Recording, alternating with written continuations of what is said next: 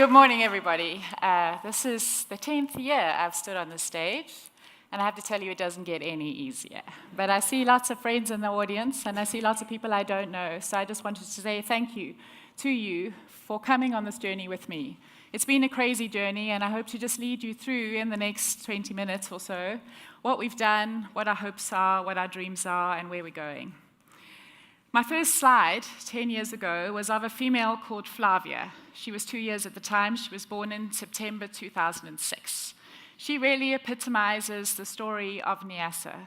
Flavia was one of 3 lionesses, or cubs, with her mother that we first knew when we went to Niassa. I think many of you knew the story from last year. Flavia's mother died, we don't know why. Flavia's first sister died in a snare. And last year, Fatima was killed when she was in a snare and then was speared. And Flavia now walks alone. She's 12 years old. But there's some hope in the story in that she has raised 3 male cubs. And these cubs have now dispersed and have set up their own home range up to the north of where she was captured. And we follow them with a satellite radio collar. That area in the middle where you can see no dots is clearly where some other territorial males are. So these lions are some of the named, but there are many unnamed lions, and that is what we are working to protect. They live in an area where the elephants are dwarfed by the granite inselbergs that rise up above the Miombo woodland, and the lions sleep under 4,000-year-old Batwa pygmy paintings. People have always lived in Niassa. It is part of the wilderness. And people believe that the ancestors reside in some of the species like the yellow baboons, and in the mist that rises in the morning, and the deepest pools and the oldest trees. This is Niassa National Reserve. It is one of the most spectacular places on the planet, and where Keith and I founded the Niassa Lion Project 15 years ago. It's managed in a co-management agreement between the government of Mozambique and the Wildlife Conservation Society. It's larger than Switzerland, and most of you have never heard of it, unless you come to these talks every year. It lies on the eastern seaboard side of Africa, midway between Pemba and Lake Niassa, or Lake Malawi, right on the border with Tanzania. It is 42,000 square kilometers, or 16,000 square miles. People have always lived there. There are 43 villages inside the protected area with more than 40,000 people. And it is this that has meant that we have had to go through this incredible journey over the last few years to try and learn how to do community conservation in a protected area. There is nothing that epitomizes Niassa better than these 2 camera trap pictures that were taken at the beginning of August this year. 2 camera traps at almost exactly the same place, 3 days apart, 2 species that need grass. That is Niassa. Coexistence is possible and is what we are working to be able to find in Niassa with innovative solutions. Of course, it's about the lions. There are about 800 to 1,000 lions in Niassa. We're not sure exactly how many.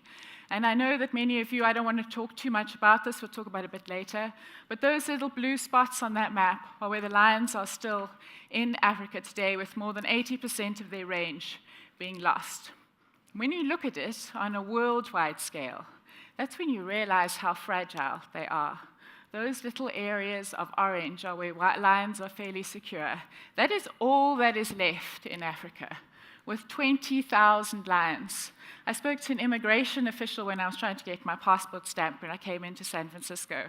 And he was chatting to me, which is quite unusual. He asked where I was going. I said I was coming to the Wildlife Expo. He said, what would I do? I said I worked on lions.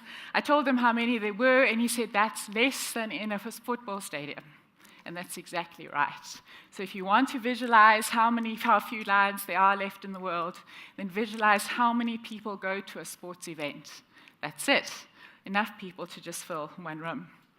But of course, and you know I'm going to say this, it's not just about lions for me.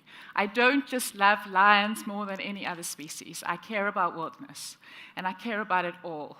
Whether it's a pangolin, or it's a little lizard that is endemic on a mountain that I live on, these all matter.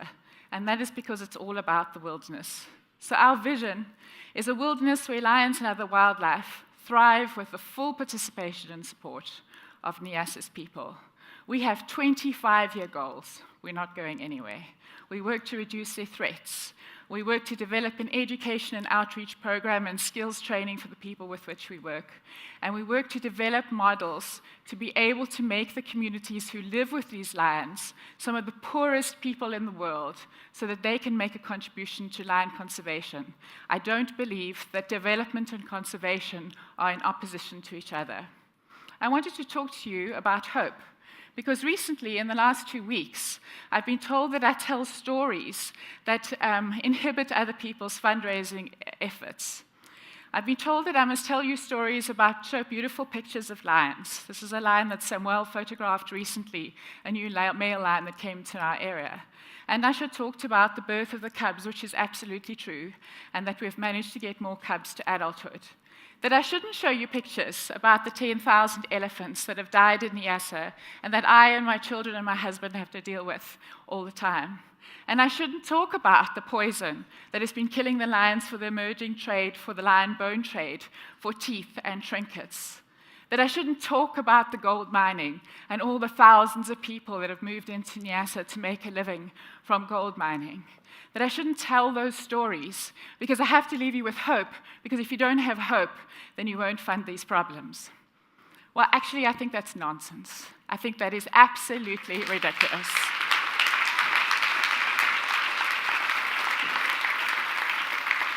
So you are partners with me in this conservation journey.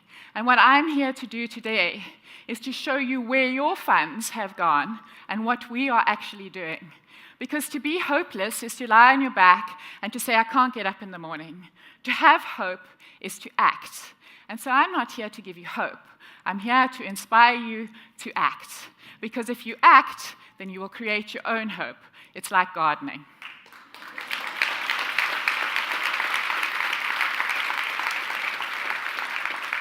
So this picture was taken in 2006 from a little mountain called Mantindano.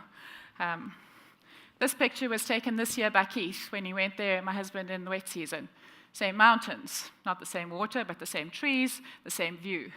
10,000 elephants have died. We lost 44 leopards in the last 3 years, and we lose 40 to 50 lions a year. What worries me is that rhinos went extinct in about the year 2000. This is one of the last skulls that was found by Chiolesi Conservancy. What worries me is no one talks about the rhino anymore. No one talks about bringing rhinos back. And what worries me is that we will get to the same situation where no one talks about these landscapes having lions in them, and we'll become used to a new reality. I love this quote. So never doubt that a small group of committed people can change the world. That's what we are. We're a small group of committed people that can change the world. Keith and I arrived in Niassa 15 years ago. We still live in the same camp. I know a lot of people have this idea I live in a tree. I don't actually live in a tree. I live on a bamboo platform under a tree, and we've lived in the same camp for 15 years, and our children have grown through this story. When I write to you on Facebook, I sometimes have this incredible view, and that is the joy of living this place, although there is a lot of heartache too. This is what our camp looked like 15 years ago when we stayed for the wet season, with our 2 staff members, Oshko and Jomba, who are still with us today. And we had one goal when we first arrived there, given the challenges we faced, to do one thing a day, each of us. One thing, 4 things for the project. Just try and move forward. Otherwise, stay on the spot, but don't go backwards. I now represent today a team of 85 permanent staff, 100 seasonal staff, as well as 35 wildlife guardians.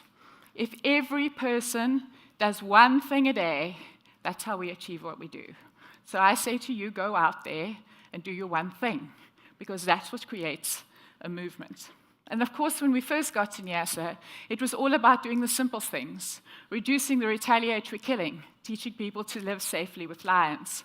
We now have 35 wildlife guardians spread across all the districts in the reserve that are working with their communities to protect their livestock, talking about rabies, talking about poison. These guys are amazing, and we have a very active WhatsApp group where they talk to us every day. We also did research to find out what was going on. We caught the lions and put collars on them. And this is our radio tracking team. Eusebio, his assistant Joao, Samuel, and Miguel. Every day they go out and monitor exactly what's happening so that we can act on what they find. And they were the ones that found that bushmeat snaring was the major risk to lions in Niassa, where people set snares for wild meat and were catching lions inadvertently. This is a livelihood issue. This is a food security issue. It is not just a conservation issue, and that's where the solutions lie. The next step, of course, was to try and stop this illegal bushmeat. And so we started protected area management and working with the reserve. We now have 40 anti-poaching scouts. They're armed, they're well-trained. Who knew that that would be my journey? That I'd now have to salute the anti-poaching scouts, which I have no idea how to do, and we'd be dealing with shots that come out in the night. But that is the reality of conservation today. Keith now has his pilot's license. We do anti-poaching patrols. And so we have started to catch people. We catch people who are doing the bushmeat snaring. Sometimes we even catch people who are elephant poachers. And every single time we catch people, I am made aware again and again that this could be me. And these are poor people living with lions, and that we need to remember social justice, and we need to remember the human dimensions of conservation.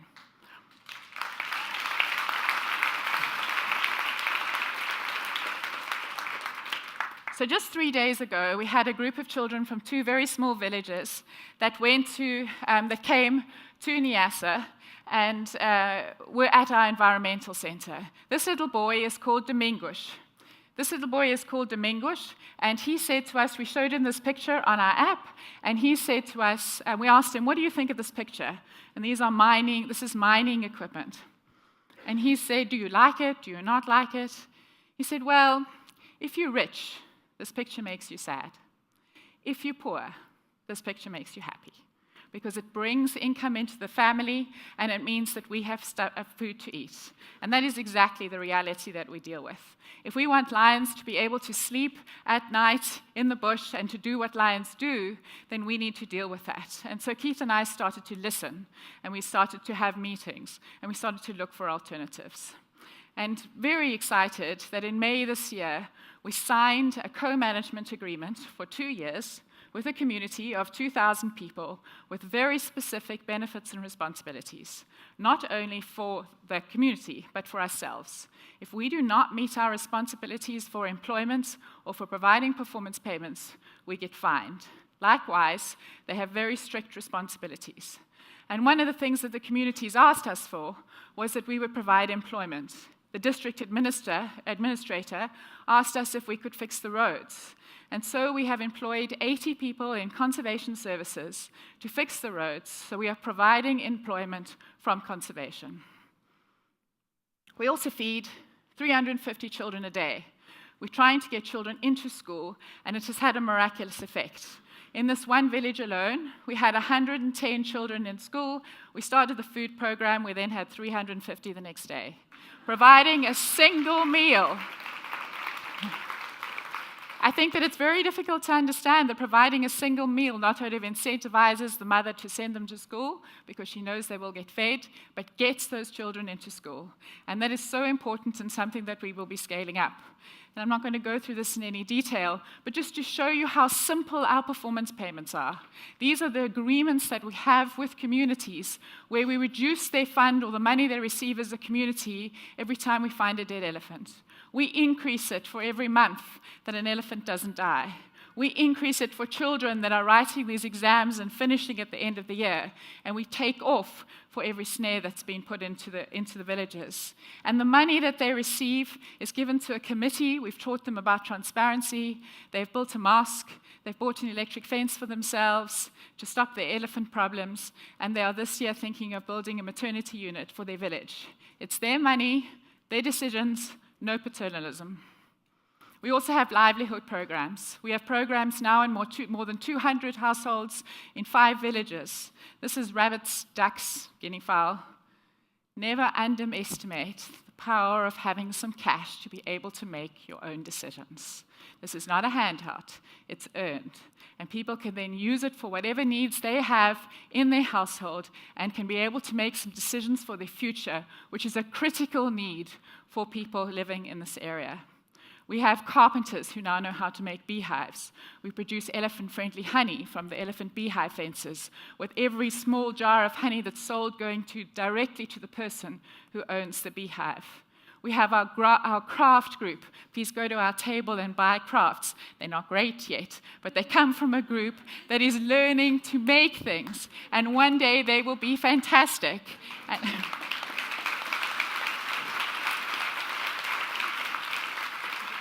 They are using litter. They are using abandoned flip-flops. They are weaving. And one of the most extraordinary things, you'll see some cushion covers there. On the cushion covers, the women have written and girls have written their names. All of them are non-literate. All of them have learned to write their names by embroidering it on a cushion cover and now sign for the money that they make. So these are very small things. And our fourth alternative livelihood is our conservation tourism camp. So this camp will be open next year. It was built entirely by people from the local village. It is staffed entirely by people from the local village. All the Kushirika, which is our craft group, have managed to decorate it. All the furniture is made locally. All the material, every single decision that we're making is trying to make the money go no more than 50 kilometers away from the camp.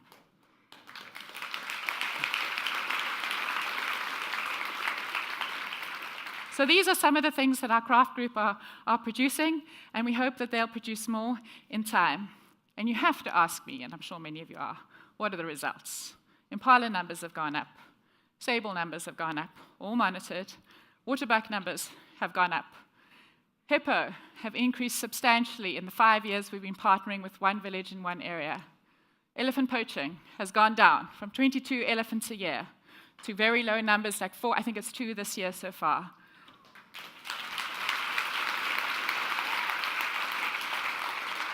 Illegal mining. Last year, we arrested 2,500 illegal miners in an area of 58,000 hectares alone. We then had a riot in November. We arrested a whole lot of miners. A whole lot of people came to our camp. They wanted us to release the miners. We said we couldn't. They then trashed a whole lot of, they beat up some scouts. It was pretty scary. Could have been worse. However, we pulled out all the benefits in that village.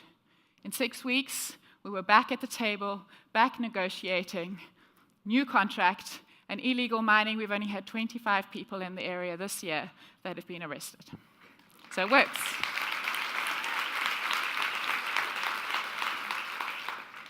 We're starting to see prides of lions, which is always very exciting.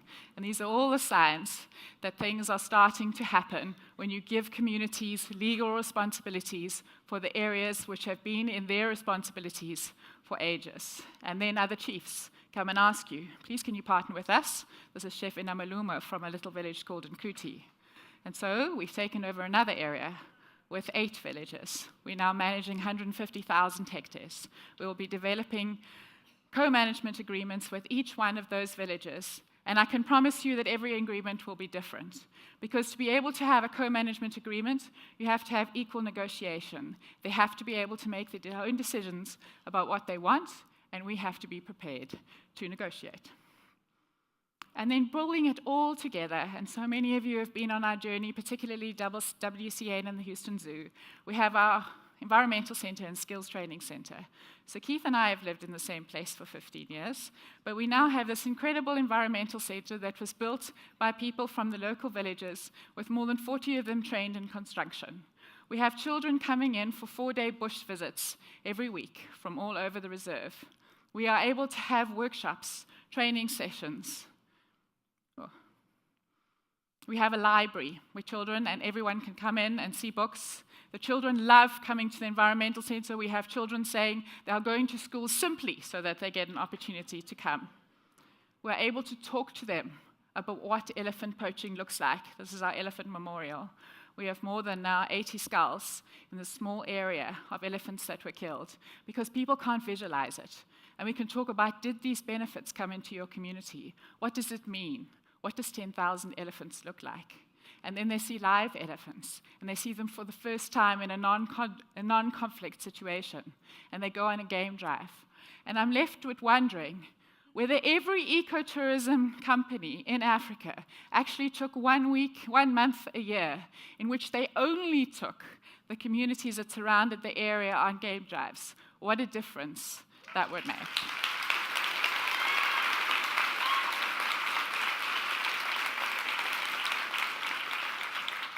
And some of it's quite serious stuff. We have the judges and prosecutors and Guardia de Frontiera and anti-poaching scouts actually talking to each other at the Environmental Center to figure out ways to implement the law to make it more successful.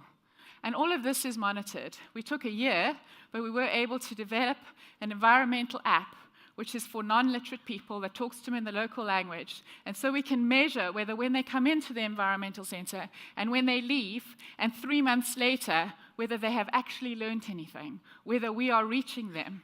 And all of this has been as monitored, and you can read it in our annual reports, which are freely available on our website. And then we start to create this culture of conservation. When we have a partnership with Still Standing, who does basketball, and they come in and they talk about basketball and discipline and being there and action, and they talk about health. And we have our wildlife clubs. So we have, I think, 6 wildlife clubs at the moment who are concentrating on the health of my brain, the health of my body, the health of the environment, the health of my community, and the health of my livestock. They have a hand as the emblem, which very much follows your 4-H program that actually Liz from the Hogger Zoo taught me about. And then sometimes we get these incredible opportunities where a lion is seen on a road, and Eusebio and our team go in and dart it, and the woman walking on alone, we tell them to wait behind, and then take those women in to see a lion for the first time. And when we ask them what they want to name it, they call it Namaluma, which is the name of their chief. And the pride that that brings to a community to be included in conservation for once, and not excluded. And our lion scholars. We have 19 lion scholars and are currently fundraising for a lion boarding house. We will have 50 lion scholars pretty soon. And we are building them a boarding house to keep them safe and to give them food and make sure that at night the doors are closed and no one can go in. They can concentrate on their studies. And our first lion scholars are now in grade 12. And this is Michael, the best lion scholar from last year, who wants to go and do a course in public health and then be a doctor. And that's what happens when you give them opportunities. His father is a fisherman, and his mother is non-literate, and now they're going to have a doctor in the family.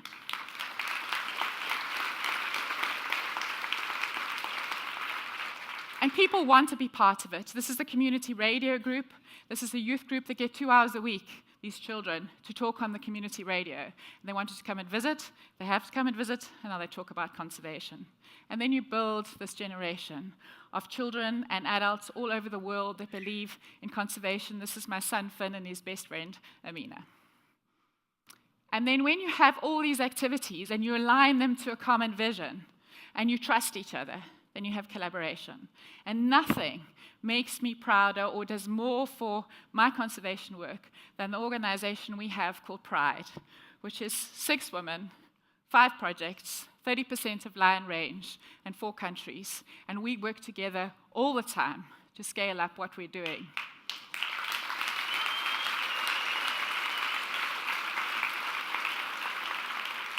And how are the lions doing? Well, I think the lions are stable. They might be starting to decline in Niassa. It's certainly becoming more patchy. But we're holding our ground, and we're continuing to innovate, and we're continuing to find ways to make this work. Because really, it's not just about the lions. It's about, isn't there that saying, remember your humanity and forget the rest? That's exactly what it's about. Care about it all. Care about people, human well-being, care about all the small stuff, and the rest will take care of itself. And so finally, what I want you to leave you with, and this is me asking you, is tell me what it is you plan to do with your one wild and precious life. Because you have to find hope. And to find hope, you have to act. Thank you very much.